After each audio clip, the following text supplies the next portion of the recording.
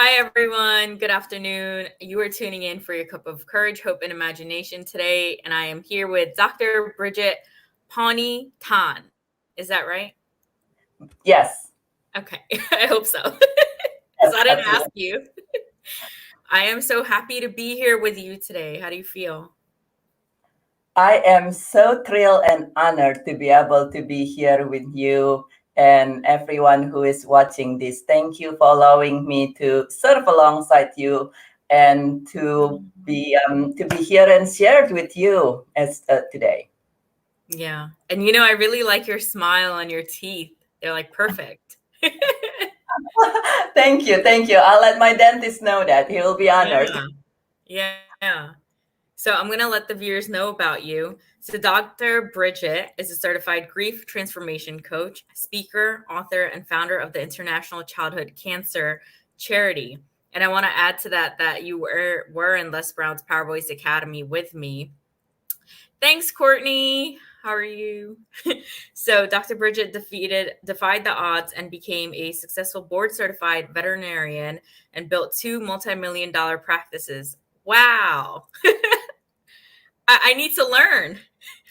Upon successfully triumphing over a multitude of grievous events, including sudden paralysis of her dominant right hand, Dr. Tan then pursued additional training in grief transformation. She founded the Dance Away Sadness Grief Support System and created the Five Fingers Method to help people easily thrive and triumph. Dr. Birgitte excels at helping others effortlessly let go of their challenges and become everything they are meant to be. And you can learn more about this awesome, fabulous woman at www.fromgrievingtojoyfulliving.com.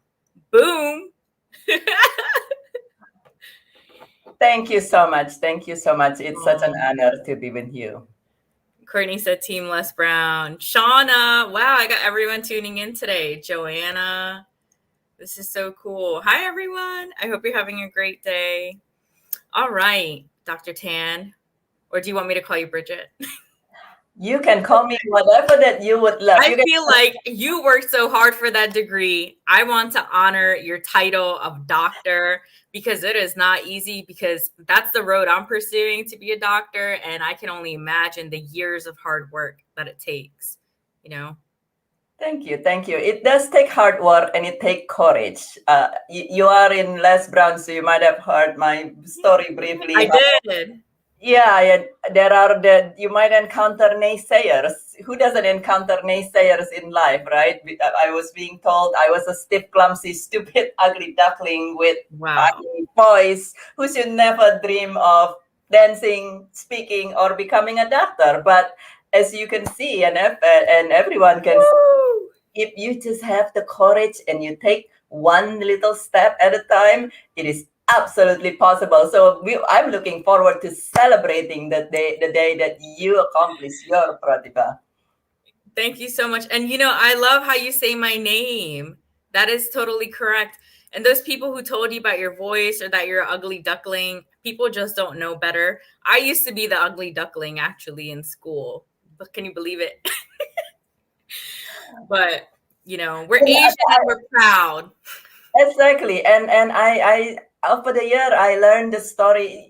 You might have heard the story about the ugly duckling, right? Yeah. And it's actually a swan that nobody just could recognize. Not that we're arrogant or anything, but we're just different. Everybody different, and a lot of time people nowadays, which is also what's the cause of all the things a lot of things going on in the world right now. If you not look the same like I do, or you don't act the same like I do, then I'm going to label here something, and that is something that we said, well, everybody unique, everybody special.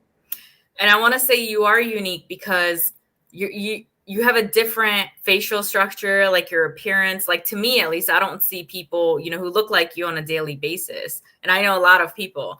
So it is the fact that you're different and you're embracing that different. So I like that. And Miss Beverly said nobody takes shot at people who are going nowhere.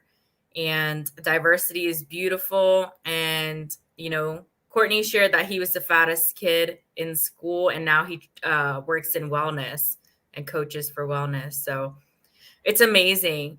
Where would you like to start sharing your journey? Well, anywhere is fine with me. I think we already started in a I way. know. So, but I love what Courtney said. Thank you for sharing that, Courtney. If I can just comment it on that, that is such a beautiful way of transforming your adversity, which is my specialty, transforming your adversity into something that's in addition to bringing good for yourself is bringing good for other, because if you were the fattest kid in school and now you are in wellness, you definitely know how to and to people feel, and that's just allow us to allow you to connect in such a beautiful way. So yay, Courtney, thank you so much for sharing that. I love that.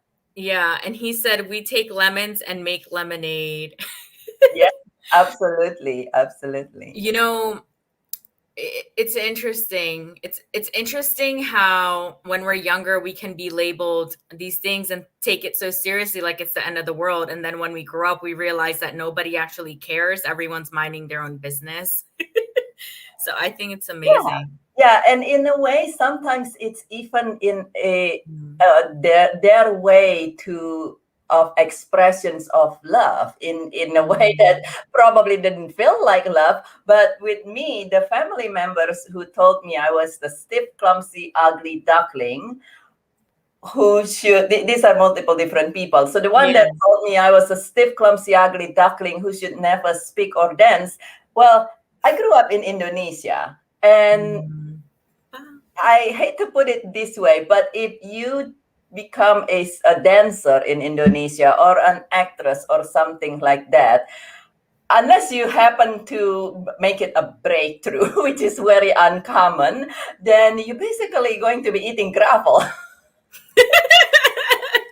Eating gravel. I Yeah, love it. and so these people were just trying to protect me, that they are.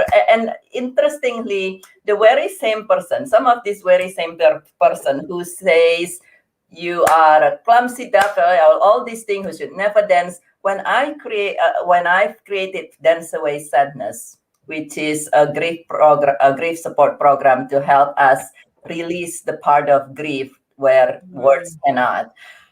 When I launched that and I said, well, I want to try this on people and who want to support me, the very same people stepped forward and fully supported me. Why? By then I was already a doctor, and they said, oh, wow, this is an extension of your work. And we Mm. love you. We love you back then. We love you now. We always want the best for you. It's just the way they did it Ooh. back then was a little painful. So sometimes we might want to remember that when somebody did something to us seemingly when we were young, it might just be a way of them trying to protect us. You know, what you said is correct. Even in, the South Asian culture, it's, people wanting to protect us, our family members, but in such a harsh, rude, traumatic way. It doesn't help at all, It doesn't help. It doesn't help at all with your feeling. And sometimes though, I was such a stubborn kid. I was being told stubborn in so many possible ways. You use the word stubborn, and some people, I think my family members just know that if they don't kind of like hit me hard, I will just keep going. That's how I Mm. was told. I was too stupid to become a doctor, and even that, even multiple people telling me that, I was like, okay, well, okay, I'm gonna still keep going. So if you, some people, like, you don't hit them hard enough, you don't keep going, and they're like, okay, well, this is gonna take care of this forever. But and the same thing that you people can tell you, I'm actually my academic advisor is one of the people who told me I Mm. was too stupid to become a doctor, and it doesn't. Yeah, and that's just mean you get a different academic advisor. I really like that. Wow, you have such courage and bravery and confidence, because let's say if you had low self-esteem, right, and you believed all of that, you wouldn't be where you are today. It's basically when other people are uh, basically dumping stuff on you. I don't want to curse. So when they're doing that, it's like you can either choose to rise or remain there. And I you wouldn't be where you are. I possibly wouldn't be talking to you right now, you know? Thank you, thank you. Yes, it does, and at the same time, it takes a lot of healing. And at some point, many of us who's been through this journey probably know it takes a fair amount of healing and a fair amount of work. Because if you let grief, all those things cause grief. Many times, people think grief is only from death, divorce, or dire diagnosis. Well, there are actually 40 different causes of grief. Wow. And your childhood trauma, whether it's physical or emotional trauma like that, it's something that can cause hidden grief, unrecognized grief, and it's just causing so much weights in us. Like you said, people can have low self-esteem, and sometimes do you have trigger? Do you have triggers like kind of like push Yes. button? Almost every time the triggers you have, you kind of like somebody said something, you just go boom like that. Yes. You said it at the wrong time, right? Those usually caused by buried, unrecognized grief.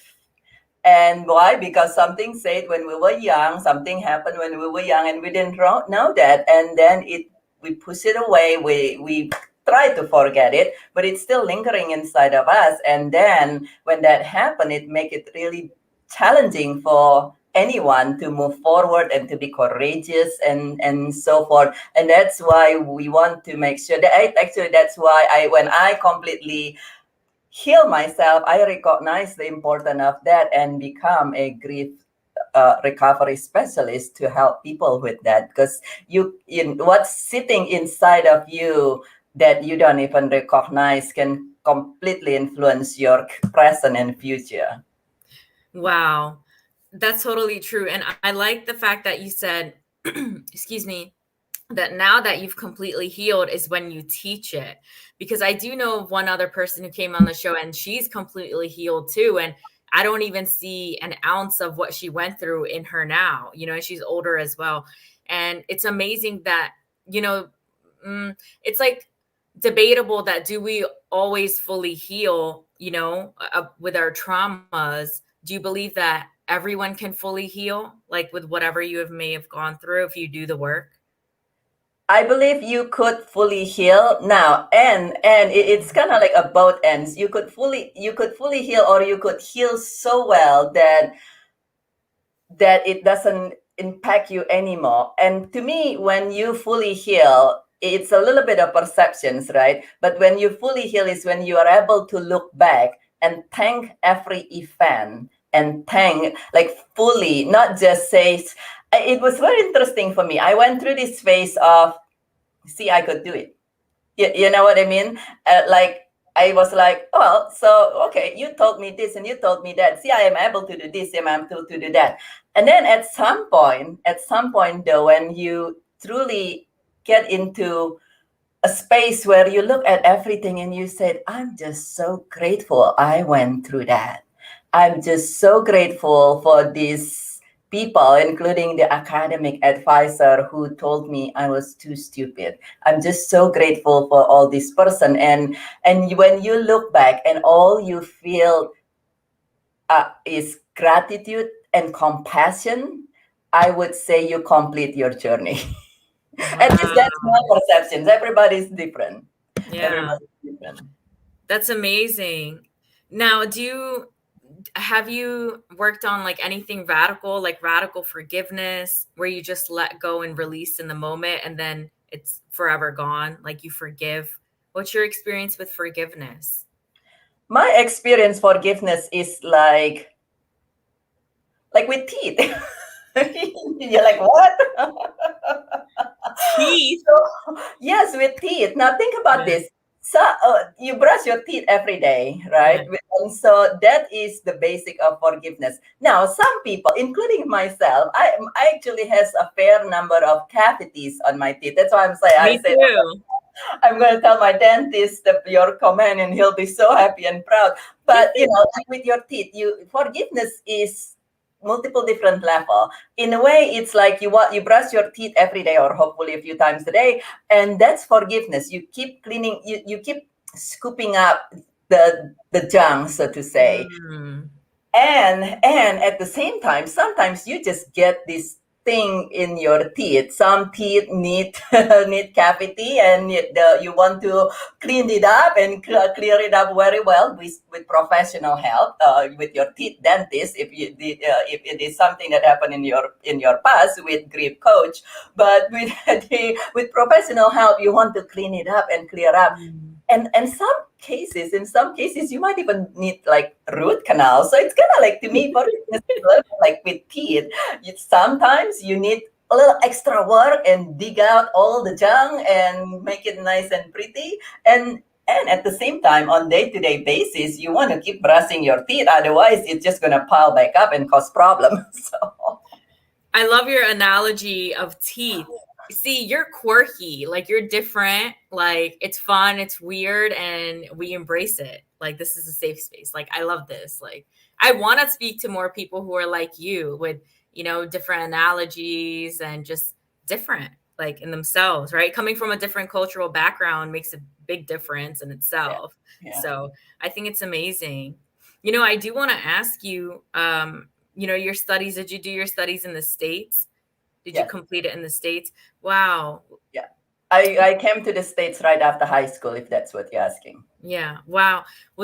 How challenging was that for you? Like, how did you balance during that time? And do you mind sharing what age, you were then? And yeah. Yeah, I came to the States somewhere between 17 and 18, so right about Wow. that age. So right after high school, I literally completed high school and flew out, I believe, 4 or 5 weeks later to Oh my the God. to the US. And so that's how I started here.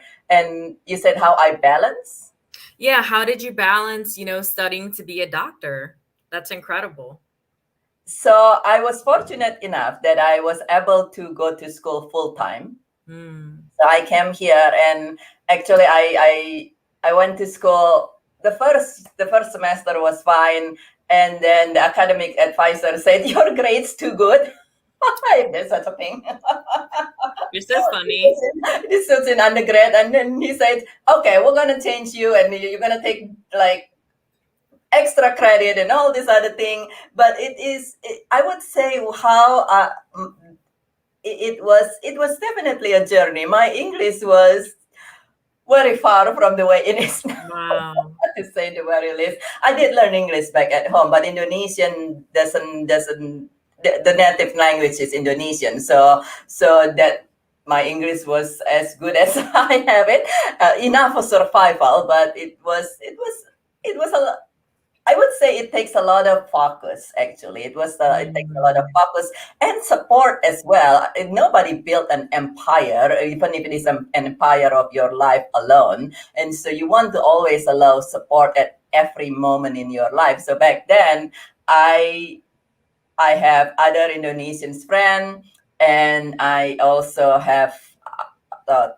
at some point I had a tutor for something. I can't remember for what. Oh, I know, philosophy. Oh my goodness. Wow. With your broken English, you need to read all this philosophy. I'm like, I can't do this.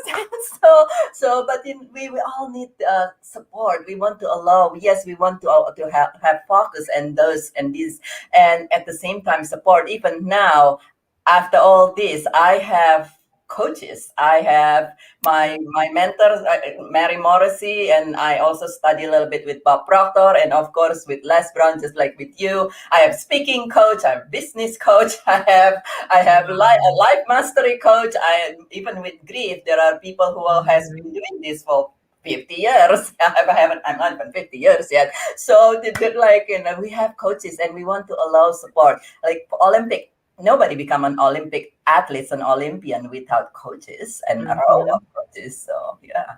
I So want to know more about, so the point that led you to become a grief coach was, regarding your hand. Do you want to share about that? Yeah.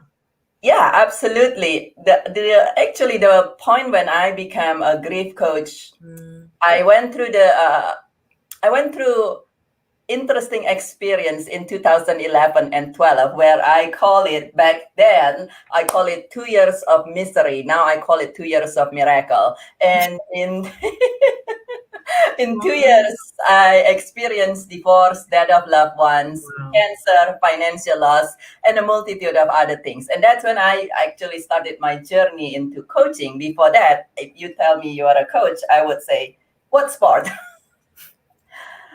And in a matter of a few years, I went from heartbroken, sick all the time, miserable all the time, to living a beautiful life that I love in every imaginable way. I used to be told, I was on antidepressants. I know the other part of your talk Mm. about mental health and so forth. I was on antidepressant and was suicidal multiple times Wow. prior to that.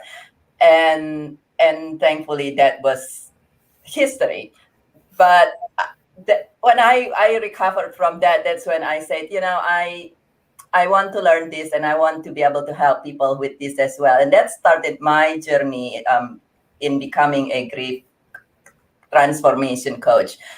And then when my hand became paralyzed suddenly a couple years ago, that's when I realized actually that unlike back in 2011 and 12, and back when I was growing up in college and so forth, even though my hand went paralyzed, and basically that's the end of my career, 25-year career. And at the same time, my mother was critically ill and my long-term relationship dissolved. I did not experience any of the anguish, despair, agony, or any of those. I continue to have peace of mind and thrive in face of all the adversity. And that's when I realized that I have learned through basically simplifying different things, putting it into 5 key points, that I've really mastered the gift of being able to easily thrive and win quickly in just a very simple way. And that's when I realized, when we have something that's valuable and give, it's for us to share it with others. And that's when I really step into be do the work that I do now. So what you do now, do you want to do that as a career? Oh yes, I do that as a career. I'm a full-time speaker, coach, author. Wow.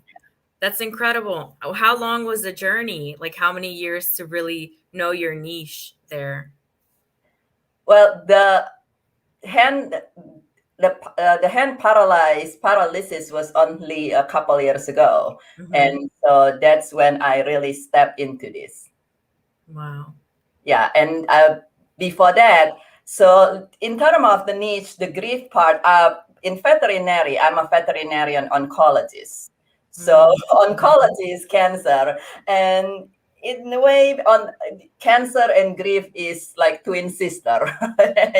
I'm yet to know, after doing that for 18 years, I'm yet to know anybody who said, I got cancer. Yeah, I'm so happy. Usually that doesn't happen. It's usually I got cancer. And understandably, of course. And so I have been doing grief and helping people with grief and cancer for 18, 19 years. Wow. And all the life events in my life just help me shape it further and allow me to bring the gift to more and more people beyond the wall of my hospital. Wow. What do you see would be, your dream? Do you see yourself doing like global workshops or like global events? Like I see that for you. Yeah, absolutely. Particularly now and then, in the day of uh, Yeah. technology and everything. Yes, absolutely. I look forward to being able to serve people globally. I'm already a global speaker, and thankfully, and so thank you. And so I look forward to being able to serve people Mhm. globally through speaking, as well as through events. Through when somebody has events, I'm more than happy to come in and speak, as well as to also doing workshop globally, because I hate to say, most people don't realize this, but there is a pandemic before the coronavirus pandemic. And that is a Mhm. a grief pandemic. And so that is something that it might not feel as like grief, but the definition of grief is the unsettling feelings caused by a change in your familiar routine. Anybody has experienced any change? I did. Yeah. So Wow. Wow. Can you share more about, your website and the services you offer, and, what are the steps in the program, if you can, without giving away too much? oh, absolutely. I'm happy to. Thank you so much. Yes, so my website's From Grieving to Joyful Living. And for with that, the services that I offer are multiple different things. The first is, if you are facing challenges right now, if you are facing some challenge, and it could be a current, a more current, a more recent challenge, whether it's from the pandemic, something else in your life, and it could also be the way, as we shared just now, something that happened in the past that's still bothering you. I have people come to me they say, you know what? I'm in my 50s, I'm in my 60s, and this thing happened when I was 10 or when I was 15, and it's still haunting me. And in either case, I'm here for you to help you actually resolve those and move forward within a matter of 8 to 9 weeks. It doesn't, thankfully, it Wow. doesn't take 60 weeks, not even 60 weeks, never mind 60, another 60 years, right? We don't have that kind of time. So we want to take action. We want to take smart action, and then be able to resolve what it is that you want to resolve. So you are able to move forward. You deserve to be able to move forward and create a beautiful, thriving life. And so that is the grief part of that. If you still have something weighing you, and then also, to me, living a thriving life, everybody has different definitions of thriving. For me, living a thriving, joyful life is when it's a full spectrum thriving. You could be wonderful emotionally, but if you're completely broke, it might be a little challenging to be thriving. And so that is why I also actually help not only help you resolve your grief, but help you create the result that you would love. So now that you resolve that, say you went through divorce or death of loved ones, or you lost your job, would you love to be able to create a much better result from now on? And that's where the life coaching come in. This actually it's not it's more like success coaching, success oriented, where I share with you my skill on creating multi-million-dollar business, two Yes. of them both of them in couple of years, and this is against oppositions, against grief, against restriction from people, because you too can do it easily and just as quickly like that. And so it's coaching. There is the 8 to 9 weeks coaching, as well as a 6 months coaching. And I believe in taking smart action and welcoming smart, quick result, and not taking years and years. Yes. I like that. Well, the universal speed for that. But I want to know, did you have a coach during that time when you were building your companies? When I was building my companies, I have mentor in one, and then the other part was, yes, I have coach. So in other words, I always welcome and I always receive support. And so, yeah, because nobody built an empire on their own. It's sometimes, when there's a saying, when you are in the picture, you can't see the picture. And so it's very good to be able to have people from the outside and say, hey, if you just turn this 1 degree this way, it will be a whole lot easier than if you keep pushing over here. It's not working. So yes. How does your family feel about you now, or people back home who called you those names? Do they respect you now suddenly? They are, well, they call me those names. A lot of them do that actually because of love, except the way they express it in the most interesting way. And yes, they respect me very much. One of the griefs the grief tool that I use and can be used separately is Dance Away Sadness. And the Dance Away Sadness, it can be done in small group or one-on-one, in person or online. And a lot of them embrace that very well. They find that such a beautiful idea, and it's actually amazing. To my surprise, I created Dance Away Sadness in my closet. Wow. I created my Dance Away Sadness. So I was told I was a stiff, clumsy, ugly duckling who should never dance, or and so forth. And so it actually, back in the day, it did stop me from dancing. Even more, it actually stopped me from wearing dress or skirt because I got to hide my big ugly leg, right? And thankfully, when I went through 2 years of miracles in 2011 and 12, something in me just told me, just move a little bit. Just turn on some music and move a little bit. This is after me stop dancing for 30 years. And I was in so much pain. I did anything. And so there was a lot of Enya. And the only private space I have back then was my own bedroom. And so it was a lot of Enya, and I just turned off the light, and there was this little space between my closet and my bed, and I just start moving there. And I noticed that each time it helped release the part of grief that words cannot touch. And so when I healed from that, I find that with my cancer client, there are part of grief, sometimes from the past, sometimes current, that words cannot touch, and it helps people. And then so I start creating that. I streamlined it and created into program. I love making things. I love making things simple. Just that's why the 5 fingers method is so simple. And then Dance Away Sadness, it's just kind of like, well, I've complicated enough, so let's make it simple and fun. Wow. That's truly beautiful. And during that time, was that the time when you were married?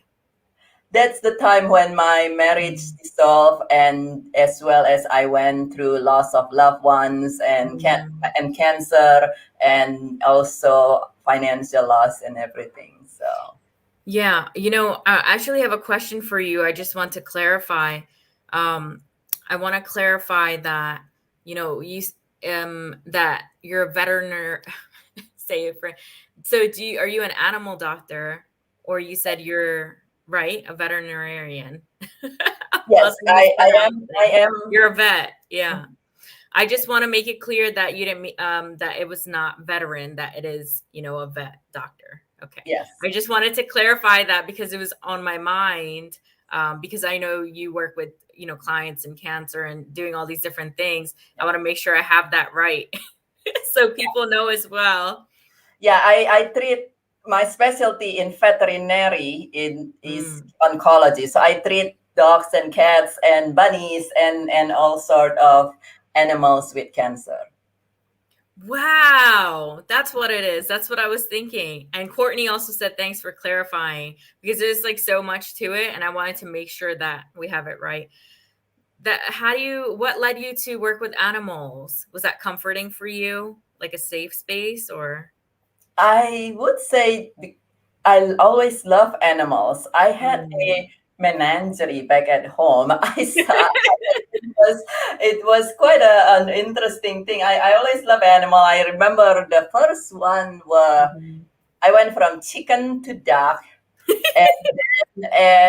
and this was when I was really young. And then I got bunnies, and I always love animals. And then when I started going to school, I would pass this alley, and this is Indonesia, and there's always stray kitten in there. And I remember every day, my mom said, please do not bring in an animal home. I love your facial expression with that. That was amazing. See, my parents. I'm the only child, and I looking back, I can see why they could only handle one kid. Oh my. At some point I train. At some point I have a worm collection, and my in the house. It's for a school project, but I have this like a large terrarium with worms. And my mom discovered that she almost passed out. She was like, Worms. Oh my gosh. You are yeah, different. I don't know anyone who treats cancer in animals. So that is amazing. yeah, Do yeah. you know anyone else, like from your friend group, like that you didn't know before, that who's into this line of work? No, I don't know anybody from Yeah. my childhood. But also, most people don't. Beside the worms, I actually train mice to play circus. To wait, who did you train to play circus? Mice. Your mice? Oh my gosh. How You many can. mice did you have? We have. It was a school project, and I believe we have 6 mice. Oh my gosh. Nice. And see, we create like a large enclosure, and it has all different thing. It has those like a little Ferris wheel, and then there's Yeah. tunnel and all this thing, and they would actually they have fun with those. Mice are really smart actually. I know not everybody's into mice, but they're actually very smart. They go on these little rides to get their prize and Yeah. It's so. an obstacle course. And I feel I wouldn't like, if I were your mom, I wouldn't want that either. I'd be like, I can't have this in my space. Wow. Wow. I think that's a beautiful story that you made a career out of something that you love, you know, and then life brought you to your knees, you know, and then you're deciding that, you know, coaching is a career and the transformation grief. And, you know, life is a journey. It is, depending on your perspective, right? Long or short journey. But I always believe that I don't have to be in one career my whole life. It's like life will take you through, you know, experiences that make you change, and now you want to do something else, and I think that's perfectly fine. But most people traditionally would be concerned about the debt and things of that nature. But I just find that we don't even know if we'll be alive later today or tomorrow, right? It just, no one ever knows when we're gonna go. So I just feel like you should do whatever the hell you want to do. So You should do what calling your heart. mm, There are studies now that says that when they look, I believe it's Prince EA that shares that the most, but the studies showing that when they study elderly who are at the very end of their time, mm, people do not regret things they've done. People regret things they have not done.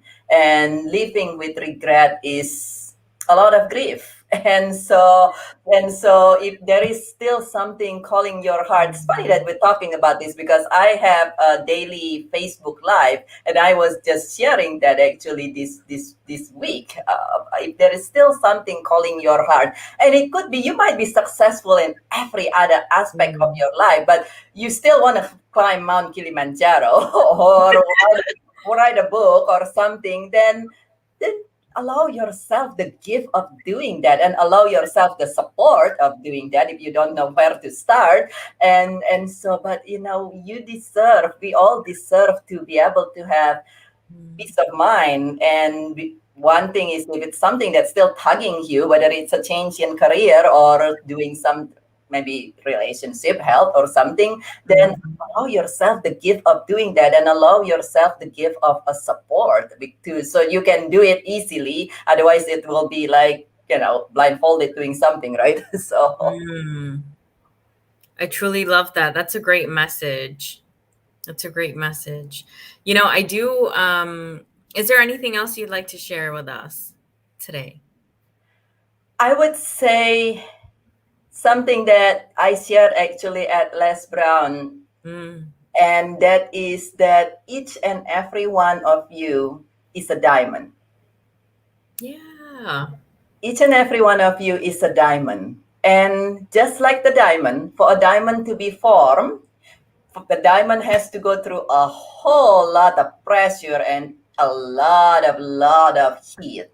And all those is to form the diamond. And even after the diamonds form, if we read about how people make diamonds nice and wonderful, the diamond has to go through all the cutting and rubbing and Mm. and shaping and everything.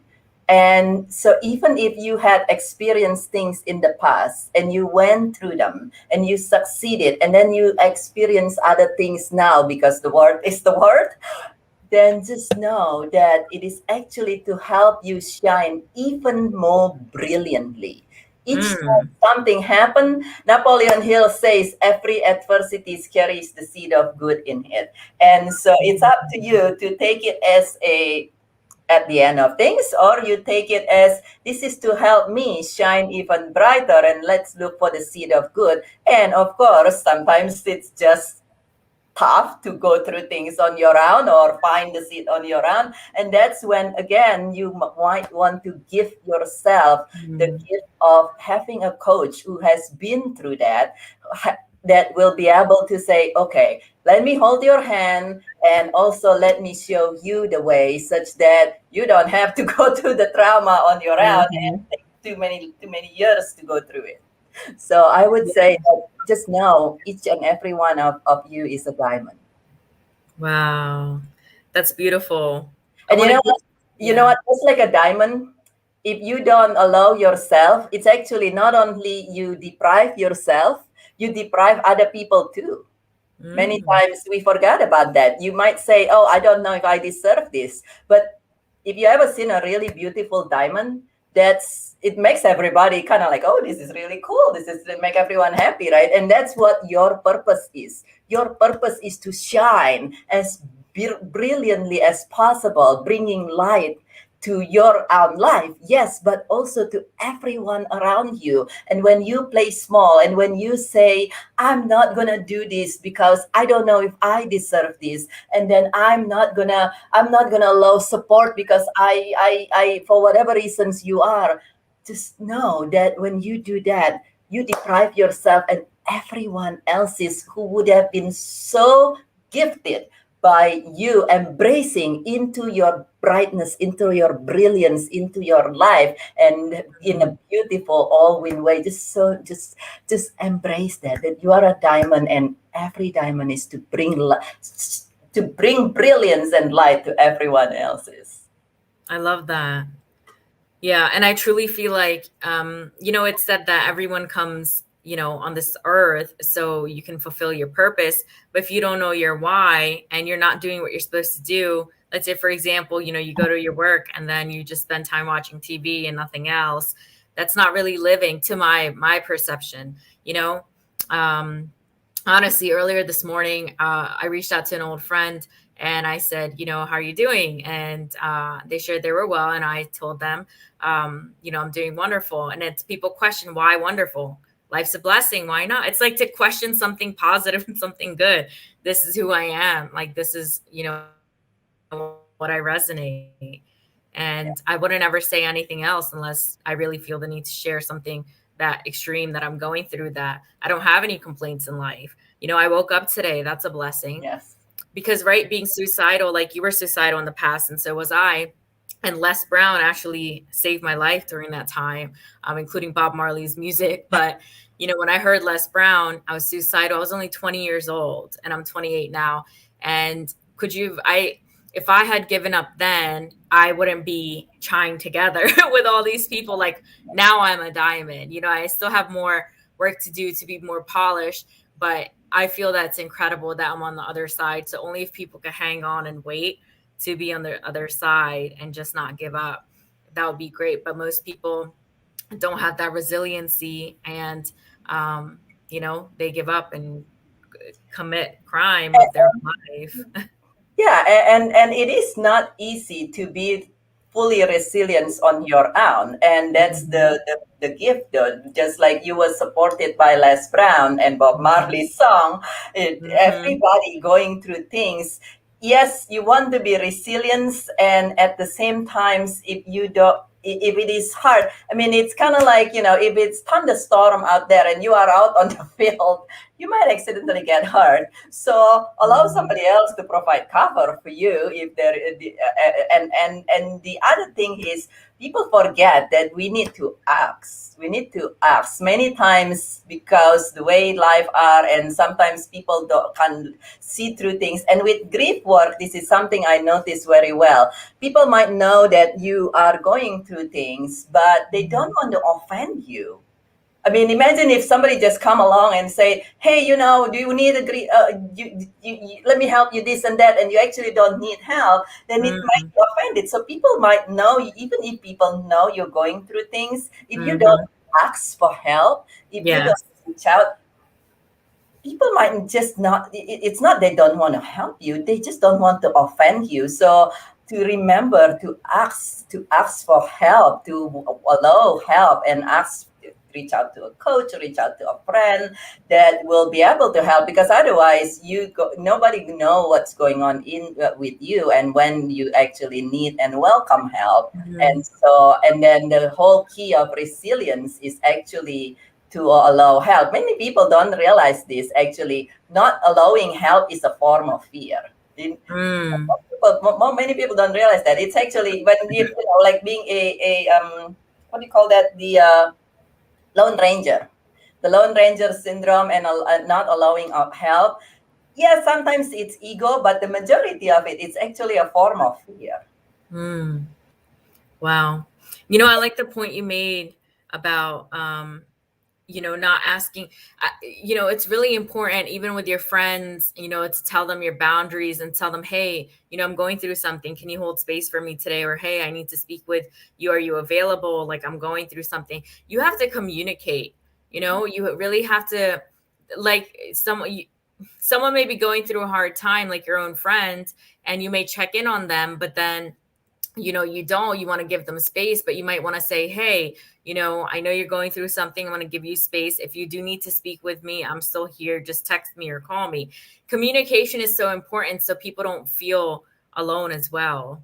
Yeah, absolutely. A lot of people don't communicate, and then you're like, okay, is this person ghosting me? Or I haven't heard from my friend in like a week, and we used to speak every day. Like, what's going on? You have to keep people in the loop, because people start to question, is there something I need to be concerned about? So healthy relationships and healthy communication is the key for, I believe, like long-term, durability. Yeah, absolutely. Healthy communication. It's everything is an interactions, right? It's you give and you take, and give and takes, and you communicate and you share what's in your heart and in your mind, and you lend support and allow support. Yeah. Something just went with the internet real quick. This was a great talk with you. Everyone enjoyed it. And I know you enjoyed it, right? Absolutely. This is so much fun, and I love how we were here very much for each other as well. So thank you so much. It's Yeah, such a wonderful talk with you. Thank you. it's beautiful. Thank you for your time. Oh, Thank you. it's an honor and a delight. Thank you for allowing me to serve Thanks, alongside you. Dr. Tan. And thanks everyone for tuning in. You guys made this more incredible and more energetic, and it's amazing. And Courtney wants to. You're frozen.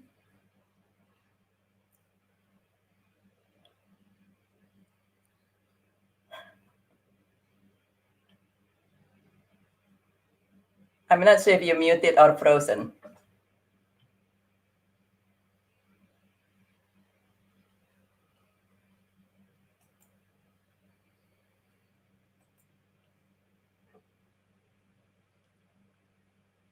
On her website.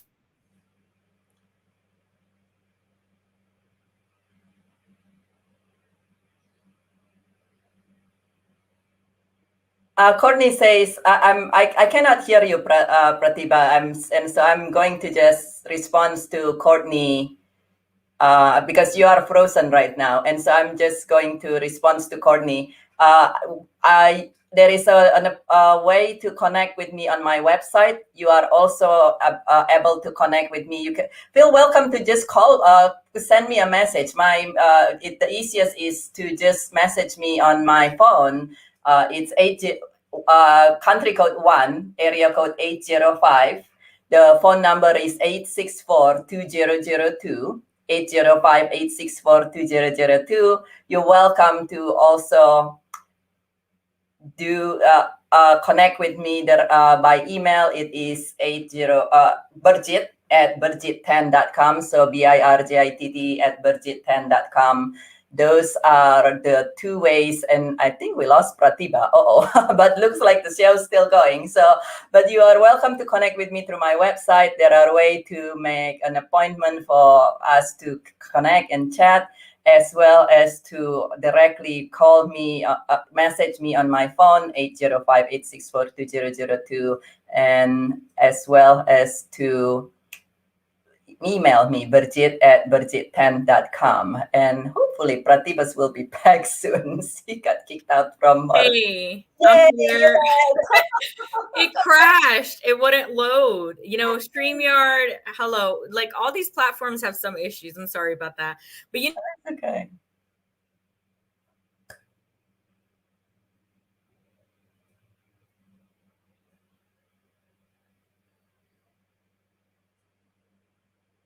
Oh, it looks like it's frozen again.